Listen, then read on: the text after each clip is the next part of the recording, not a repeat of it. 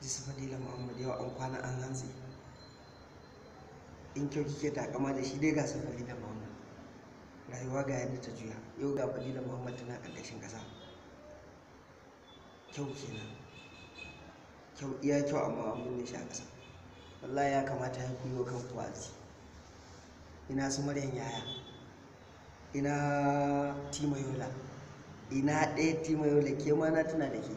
Kina ina wannan maman wale, ina Jamila na gudu, ina su ummi duniyan nan, ina su Aisha tsamiya.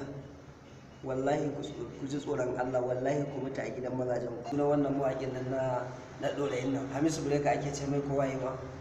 Su Hamisu Bureka su nura jarumi su zo su rinka sa kuna tsalle-tsalle. Billahi lazi duk ku ajiye su ku tafi gidan mazajen ku ya aure.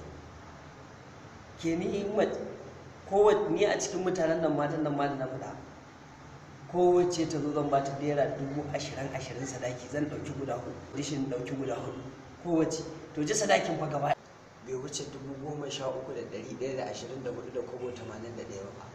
Su Hamisu Bureka su nura jarumi su zo su rinka sa kuna tsalle-tsalle da shi da wannan mutum ba ni suna wannan mawaƙin nan na ɗorayin nan Hamisu Bureka ake ce mai kowa yi ma.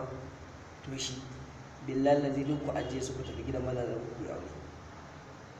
Ke ni a cikin mutanen nan matan nan ma da na faɗa, kowace ta zo zan ba ta naira 20,000 sadaki, zan ɗauki guda hudu, zan musu audition ɗauki guda hudu kowace. To ji sadakin fa gaba ɗaya can ka gan shi can baya wuce naira 13,180 na.